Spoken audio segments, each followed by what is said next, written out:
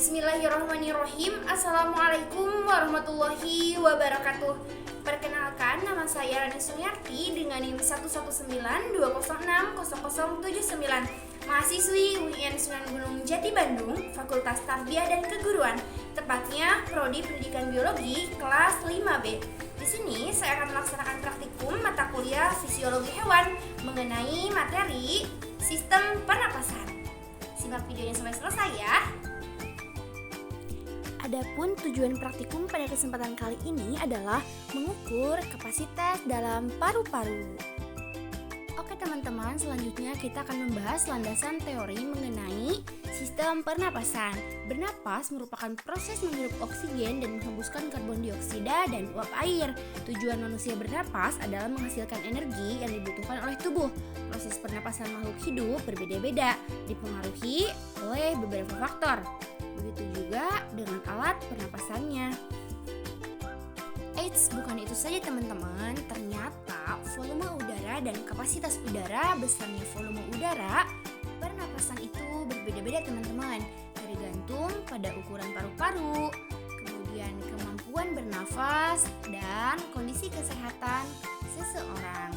Tentunya volume udara pada paru-paru ini terdiri dari 4 bagian. Yang pertama volume tidal, yang kedua volume pernapasan simpanan, yang ketiga volume udara keluar simpanan, dan yang keempat volume residu. Selanjutnya, apa itu volume tidal? Volume tidal merupakan volume udara yang keluar masuk paru-paru saat tubuh melakukan inspirasi atau ekspirasi biasa. Sedangkan volume cadangan ekspirasi merupakan volume udara yang masih dapat dikeluarkan secara maksimal dari paru-paru setelah melakukan ekspirasi normal. Selanjutnya ada volume cadangan inspirasi, yakni merupakan volume udara yang masih dapat dimasukkan ke dalam paru-paru setelah melakukan inspirasi normal. Nah, selanjutnya ada yang dinamakan volume residu. Volume ini merupakan volume udara yang masih tersisa di dalam paru-paru meskipun telah melakukan ekspirasi secara maksimal. Nah, selanjutnya ada kapasitas vital paru-paru, yang mana pada kapasitas vital paru-paru ini volume tidal ditambah volume cadangan ekspirasi dan ditambah volume cadangan inspirasi. Adapun alat dan bahan yang kita butuhkan, ada galon yang diberi ukuran, kedua gelas ukur, ketiga baskom besar, keempat gunting. Selanjutnya ada selang kecil berukuran 60 cm, kemudian solatip, air, dan penggaris.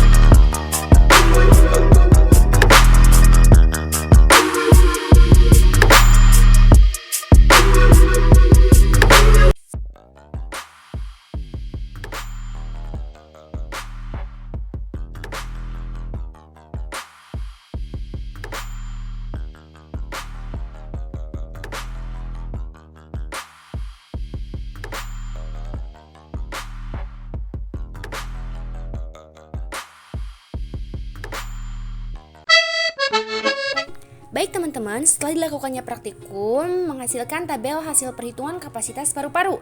Dengan nama Rani Sumiarti, tinggi badan 158 cm, berat badan 48 kg, kapasitas paru-paru sebelum berlari yakni 1400 ml. Kemudian setelah berlari berubah menjadi 2200 ml. Lanjut kepada pembahasan. Semakin tinggi badan seseorang, maka semakin tinggi pula frekuensi pernapasannya. Hal ini dikarenakan energi yang dibutuhkan lebih besar.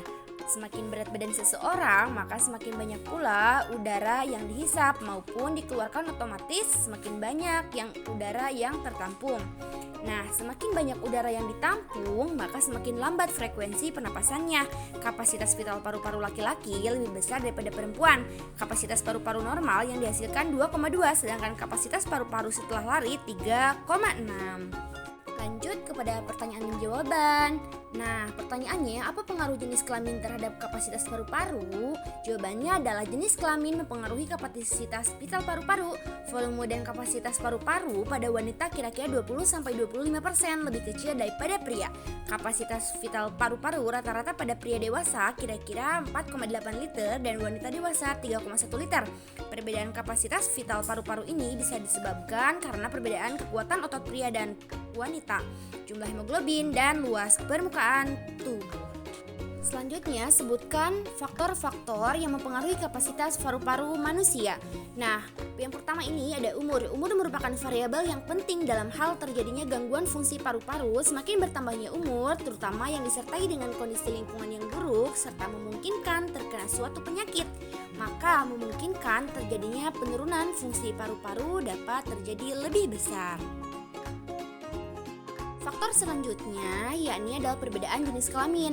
Nah, frekuensi pernapasan pada laki-laki lebih cepat daripada perempuan karena laki-laki membutuhkan banyak energi untuk beraktivitas.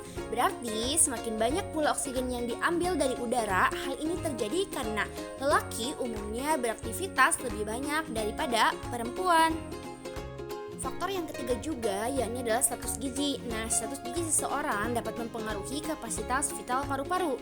Seseorang dengan kategori kurus dan tinggi biasanya kapasitas vitalnya lebih dari orang gemuk, pendek. Masalah kekurangan dan kelebihan gizi pada orang dewasa seperti usia 18 tahun ke atas merupakan masalah penting loh. Nah, faktor selanjutnya yakni adalah kondisi kesehatan dapat mempengaruhi kapasitas vital paru-paru seseorang. Kekuatan otot-otot pernapasan dapat berkurang akibat sakit loh.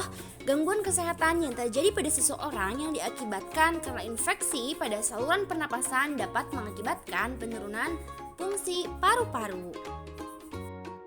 Nah, pertanyaan selanjutnya, berapa jumlah volume udara paru-paru yang tertinggal selama pernapasan berlangsung? Mengapa demikian? Coba jelaskan. Nah, jawabannya 500 sampai 1000 mili udara residu. Ini berguna untuk mempertahankan saturasi oksigen di dalam paru-paru dan jika tidak ada akan menyebabkan denaturasi yang menyebabkan seorang pingsan. Lanjut, pertanyaannya adalah apakah yang dimaksud dengan udara tidal, volume udara suplementer, volume udara komplementer, dan kapasitas vital udara pernafasan? Yuk kita jawab.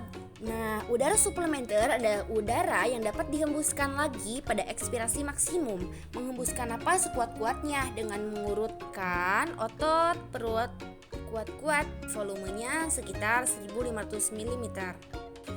Nah, sedangkan volume tidal adalah volume udara yang dimasukkan atau dikeluarkan saat inspirasi atau ekspirasi biasa. Volumenya sekitar 500 ml. Setelah menghembuskan udara tersebut masih tersisa, yakni 2500 ml udara di dalam paru-paru. Nah, yang terakhir ini ada udara komplementer. Udara komplementer adalah udara yang masih dapat dihirup lagi dengan cara inspirasi maksimum, menarik napas sekuat-kuatnya. Setelah melakukan inspirasi biasa, volumenya sekitar 1500 ml. Baik, kesimpulannya, kapasitas paru-paru seseorang dipengaruhi oleh beberapa faktor, yaitu tinggi badan, berat badan, jenis kelamin, usia, suhu tubuh, kemudian posisi tubuh, dan kegiatan. Nah, jenis kelamin mempengaruhi kapasitas paru-paru manusia loh, yang dikarenakan perbedaan fisiologi tubuh. Wanita wanita relatif memiliki kapasitas paru-paru yang lebih kecil dibandingkan dengan laki-laki. Oleh karena itu, untuk memenuhi kebutuhan oksigen, wanita bernapas dengan frekuensi yang lebih banyak dibandingkan dengan laki-laki. Semakin bertambahnya usia juga seseorang, maka pernapasannya menjadi lebih lambat daripada yang masih muda. Sekian dari saya, wabillahi taufiq wal hidayah. Wassalamualaikum warahmatullahi wabarakatuh.